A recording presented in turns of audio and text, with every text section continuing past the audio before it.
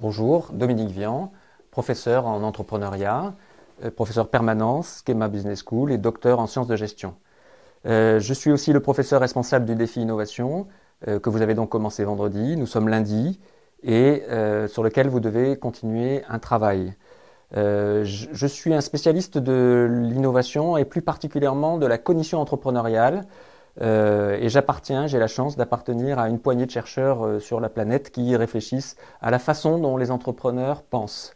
Derrière ce mot se cachent différentes réalités, comme notamment quelles sont les manières de penser leurs projets, comment se représente-t-il le monde dans lequel ils sont et l'opportunité entrepreneuriale qu'ils vont poursuivre.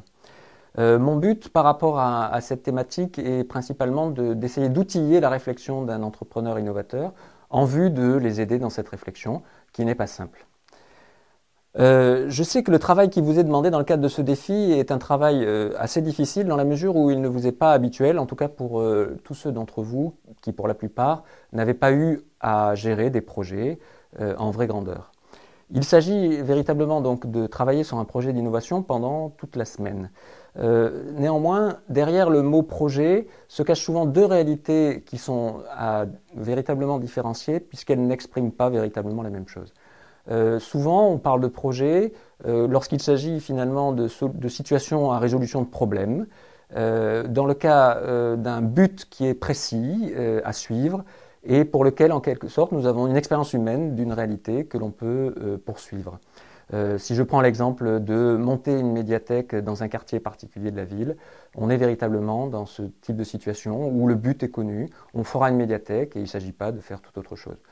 Voilà, donc ça c'est une situation assez courante de résolution d'un problème sur la base d'un but précis.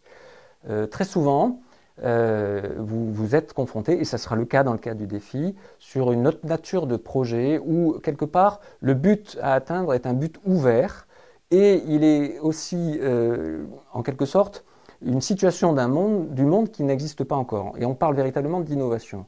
En l'occurrence, l'ensemble des projets sur lesquels vous aurez à travailler correspondent à ces genres de situations d'innovation sociétale qui doivent nécessairement être introduites dans nos sociétés, mais qui ne correspondent pas à aucune expérience humaine dans le passé.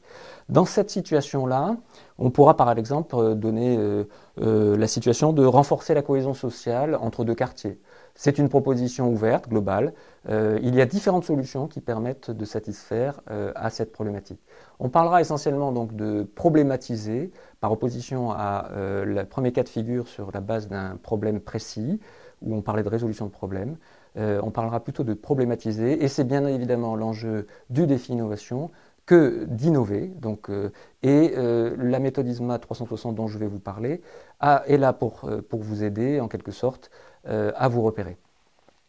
Alors, ces deux logiques qui s'apparentent à ces deux situations de projet, de fait, ce sont des situations que vous rencontrez tous les jours sans vous en apercevoir. En l'occurrence, si vous devez, imaginons un jour de pluie, rejoindre la cafétéria, c'est un but précis et vous devez trouver les moyens pour vous rejoindre cette cafétéria sans trop vous mouiller. Et vous devez donc choisir, par exemple, un imperméable. Bien évidemment, c'est un cas caricatural et ça ne correspondrait probablement pas à un projet très ambitieux. Néanmoins, vous aurez peut-être la possibilité d'organiser des soirées étudiantes à thème, des soirées dont le contour et les spécifications ne sont pas connues. Et là, effectivement, on peut être dans l'innovation, dans la conception, sur la base donc d'une problématique tout à fait ouverte. Et donc, vous pouvez, dans une vie d'étudiant, vous saisir de ces deux réalités. Alors, il me faut à ce stade, en quelque sorte, définir les deux mots qui sont au cœur de ce défi innovation, à savoir différencier l'invention de l'innovation. L'invention, c'est la nouveauté qui doit être introduite dans un milieu social, et là, on parlera cette fois-ci d'innovation.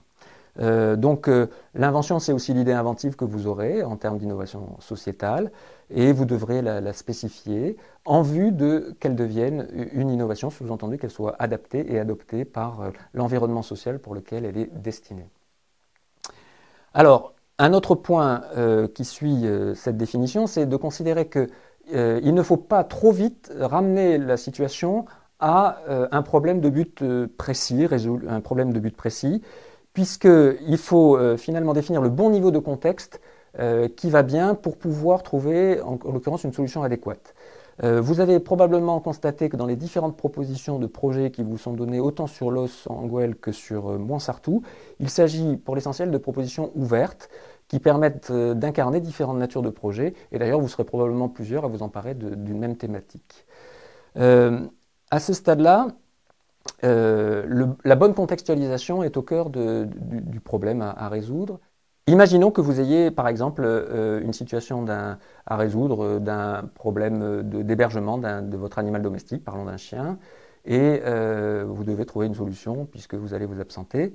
À partir de là, la réflexion sur le contexte se pose. Est-ce que vous allez vous poser la question au niveau des solutions d'hébergement temporaire pour animaux domestiques, ou est-ce que vous allez imaginer qu'il vous faut fabriquer une niche avec un distributeur de croquettes automatique de manière à pouvoir nourrir votre chien? Vous verrez très vite que la seule solution dans le contexte numéro 2 est véritablement restrictive et probablement elle ne satisfera pas véritablement aux besoins de votre chien, c'est-à-dire les besoins vitaux, puisque manger n'est pas uniquement le seul besoin pour le chien. Vous voyez à travers cet exemple que le niveau de contextualisation, organisé de façon arborescente, comme une hiérarchie, doit donner lieu en quelque sorte à délibération, à discussion au sein de vos équipes. Alors, vous savez que vous allez utiliser la méthode ISMA 360, en tout cas uniquement la première matrice qui vise à caractériser l'innovation. Elle est faite de 3 colonnes, toutes simples. La première étant le contexte, donc ce dont je viens de parler.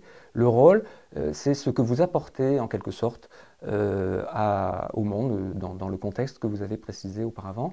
Et vous avez en partie, en colonne de droite, l'ensemble des caractéristiques distinctives qui vont être là pour qualifier, préciser l'idée inventive qui permettra d'atteindre cette innovation. Voilà, donc je pourrais presque dire qu'un truc et une astuce pour pouvoir vous aider dans le remplissage de cette matrice, d'une part, c'est d'utiliser non pas tout l'espace que vous propose la matrice, mais d'utiliser des termes extrêmement courts, avec des sémantiques fortes, et puis de viser aussi à ce que entre le contexte et le rôle, il y ait une interaction forte entre les propositions. Et puis à partir de là, quand vous avez une première proposition de matrice remplie, vous pouvez bien évidemment la proposer à des tiers, à d'autres équipes, pour voir si le résultat est facilement compréhensible par d'autres et peut-être bien synthétisé. Voilà. Pour conclusion de cette première présentation, puisque maintenant ce sera à vous donc de travailler, la première chose consiste à dire, vous vous rappelez qu'il y a 2 natures de projets, des projets à but fermé ou des projets d'innovation sur des propositions ouvertes pour lesquelles donc vous devez réfléchir. La contextualisation est véritablement au cœur de cette problématique, donc vous devez réfléchir à travailler le bon niveau de contexte de votre innovation. Vous devez utiliser et remplir cette matrice que vous devrez restituer donc, et discuter avec votre coach avec des termes concis, compréhensibles et de façon itérative. Il n'est probablement pas à la première itération que vous obtiendrez le bon résultat.